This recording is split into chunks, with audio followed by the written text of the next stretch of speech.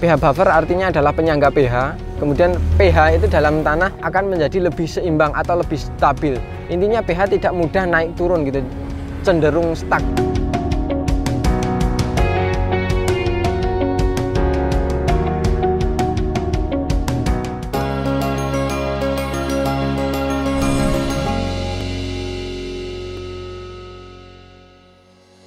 Oke, baik sahabat petani semua, pada video kami yang ini kita telah membahas manfaat dari asam humat. Nah, video kali ini adalah video tambahan atau pelengkapnya. Kita tahu manfaatnya tapi tidak tahu cara mengaplikasikannya. Itu juga mungkin nanti akan sia-sia. Jadi pada kesempatan kali ini kita akan lebih spesifik membahas mengenai cara aplikasi dari asam humat itu. Nah, sebelum kita masuk pembahasan intinya, mungkin banyak pertanyaan mengapa kita sering sekali mengucapkan power soil pada video kita. Apakah kita adalah sales dari power soil atau apa gitu. Jadi terus terang, karena di daerah kami memang yang paling banyak asam humatnya adalah itu. Kemudian kenapa power soil? Kenapa tidak yang lain gitu ya? Karena kami percaya dengan itu, karena di situ sudah tercantum nomor izinnya.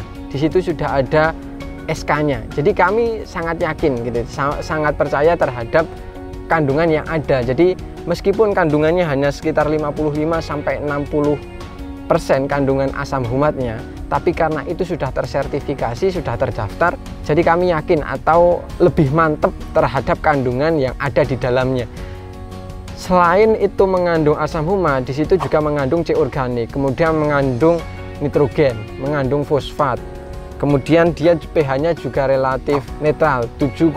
Jadi karena hal-hal tersebutlah kita sering membahas mengenai power soil gitu, karena di situ memang sudah dicantumkan SK-nya. Jadi kami percaya terhadap itu. Kemudian memang di daerah kami pun yang paling banyak digunakan adalah itu. Kemudian sebagian besar yang kami wawancara ketika beliau menggunakan asam humat, memang rata-rata yang digunakan adalah itu. Jadi kami semakin kesini adalah semakin yakin mengenai produk itu. Kemudian kalau sahabat petani bertanya, apakah tidak ada merek lain? Tentunya sangat banyak merek-merek lain, merek-merek dagang lain. Dan kita tidak memaksakan untuk menggunakan produk yang sama. Silahkan teman-teman sesuaikan di daerah teman-teman asam humat yang ada itu apa. Mungkin ada, ya banyak lah. Kalau saya nanti nyebut merek, karena mungkin tidak di semua tempat itu ada. Jadi jatuhnya seperti power soil. Di sini banyak, tapi mungkin di daerah teman-teman tidak ada. Yang perlu kalau teman-teman garis bawahi adalah kandungan terbesarnya di situ adalah asam humatnya. Jadi yang kita ambil di situ adalah asam humatnya.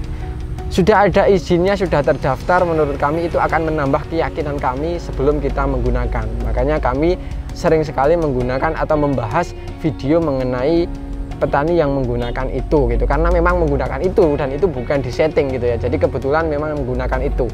Jadi buat teman-teman yang penasaran dengan asam humat yang lain, silahkan teman-teman cari gitu ya. Mungkin kalau kami ada power soil, kemudian ada impresol, kemudian ada macam-macam lah asam humat gitu. Jadi silahkan teman-teman ambil yang menurut teman-teman paling pas di hati. Kalau teman-teman ragu dengan yang lain, silahkan, kalau di daerahnya belum ada, silahkan bisa beli via online atau berkunjung ke daerah kami. Kalau daerah kami memang cukup banyak gitu. Jadi masalah merek itu sebenarnya bebas, tapi pada intinya adalah asam humat mutlak kita berikan ketika kita ingin berbudidaya tanaman.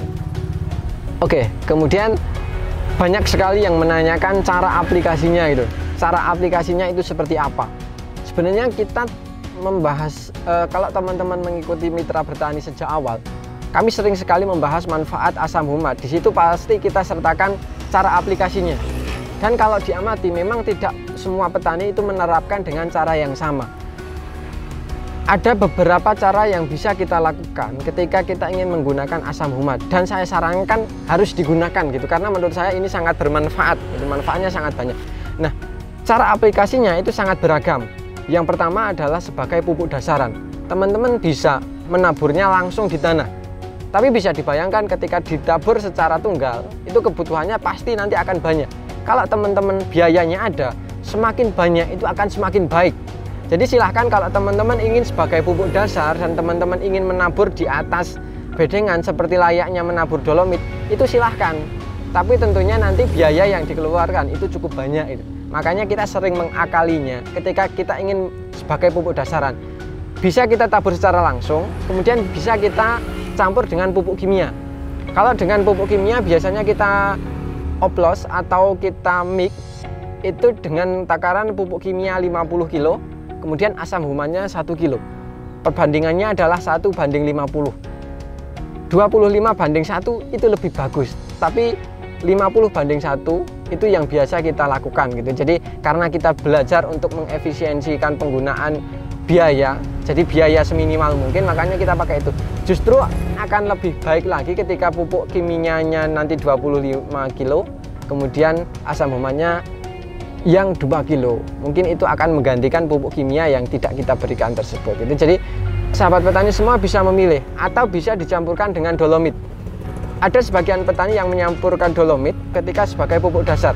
Nanti silahkan teman-teman taburi seluruh permukaan bedengan itu menggunakan dolomit, kemudian oplos atau mix 1 atau 2 karung itu dengan asam humat. Nah, karena itu nanti akan mempermudah cara aplikasi asam humat sehingga menjadi lebih irit ketika digunakan dalam satu petak lahan gitu. Jadi penggunaan itu hanya sebagai menginisiasi supaya aplikasinya itu lebih mudah dan biaya yang dikeluarkan itu menjadi lebih rendah.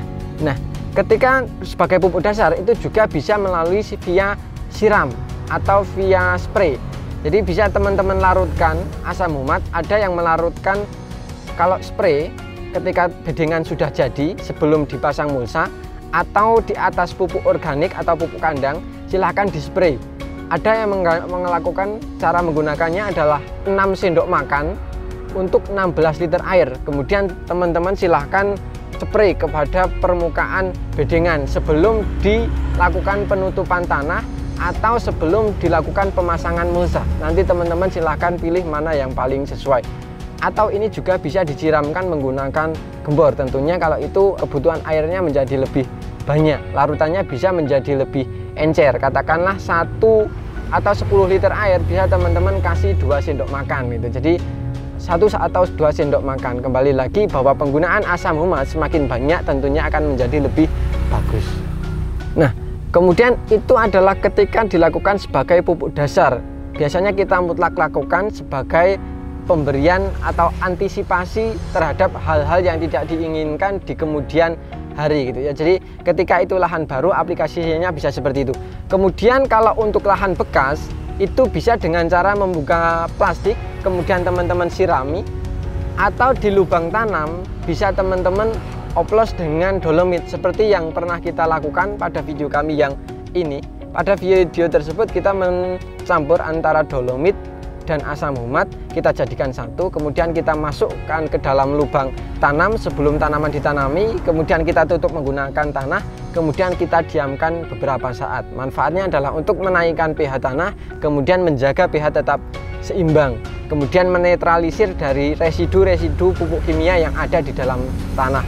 Kemudian kita beri jeda biasanya atau beri waktu, jadi asam humat ini biar bekerja memperbaiki tanah, kemudian ketika tanah sudah siap baru kita tanami, jadi tidak langsung kita tanami. Kemudian selain itu ini juga bisa disertakan sebagai pupuk susulan.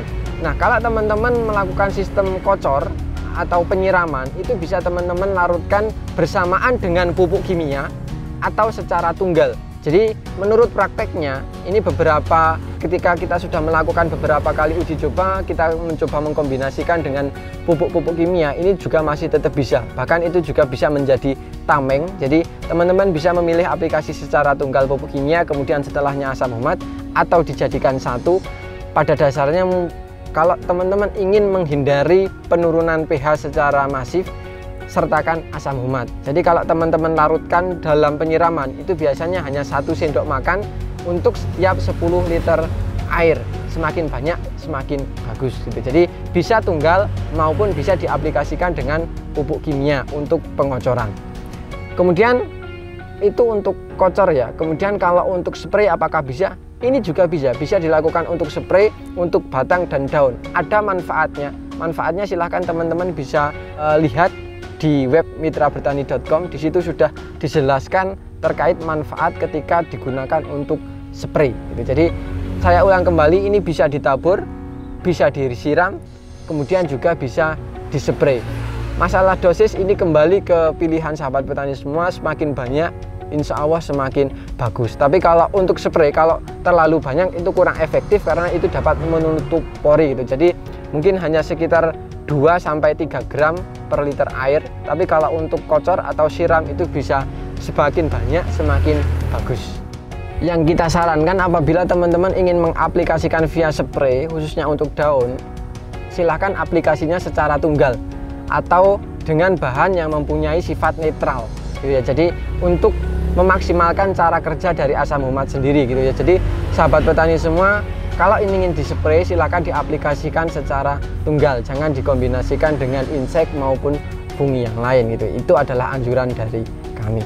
Penggunaan asam humat sendiri ini bisa teman-teman berikan ketika di kandang atau proses dekomposisi, karena ini akan mempercepat proses dekomposisi, kemudian juga akan mengurangi bau. Ketika pupuk organik teman-teman masih berbau, dengan penggunaan asam humat itu nanti akan mempercepat proses pelapukannya dan baunya itu menjadi tidak menyengat. Kemudian satu manfaat yang sangat penting, ketika akhir-akhir ini saya menjumpai banyak tanaman yang mungkin setelah tanam itu langsung mati. Nah, penggunaan asam humat yang dikombinasikan penggunaan asam humat sejak dini, kemudian diberikan jeda waktu, itu insya Allah akan meminimalisir tingkat kematian itu, karena sebagian besar tingkat kematian itu diakibatkan oleh kadar nitrat atau amonia, zat gas amonia yang berada atau garam yang ada di dalam tanah itu terlalu banyak. Dengan hadirnya asam humat itu akan mengurangi hal tersebut, kemudian mempercepat proses adaptasi dari tanaman gitu. Jadi sebelum tanaman teman-teman ditanam, silahkan aplikasikan asam humat gitu ya, dan silahkan berikan jeda waktu supaya proses dekomposisi pupuk di dalam tanah atau residu-residu di dalam tanah itu bisa disterilkan oleh asam humat tersebut, sehingga ketika proses penanaman kita lakukan, tanaman menjadi lebih siap dan lahan atau tanah itu sudah siap untuk bekerja sama membangun tanaman yang optimal.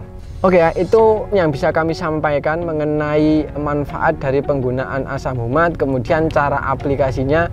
Sekali lagi, kalau masalah merek dagang, silahkan teman-teman bisa pilih sesuai yang teman-teman mampu atau yang paling mudah didapatkan. Yang perlu kita garis bawahi adalah penggunaan asam humat itu mutlak untuk kita berikan untuk manfaat yang lebih baik, dan silahkan bergabung dengan kami untuk menuju pertanian yang berkelanjutan. Mungkin cukup sekian video yang dapat kami sampaikan. Terima kasih sahabat petani semua yang telah menonton video ini dari awal sampai akhir. Semoga dapat bermanfaat dan semoga segala niat baik kita dimudahkan oleh Yang Maha Kuasa. Terima kasih. Apabila video ini bermanfaat, jangan lupa klik like, comment, share, dan jangan lupa subscribe untuk tidak ketinggalan info-info terbaru dari kami. Terima kasih dari saya Zaki. Salam mitra petani Indonesia. Wassalamualaikum warahmatullahi wabarakatuh. Dan sampai jumpa di video kami selanjutnya. Dan selamat menunaikan ibadah puasa bagi teman-teman yang menjalankan, dan semoga amal ibadah kita diterima oleh Allah Subhanahu wa Ta'ala.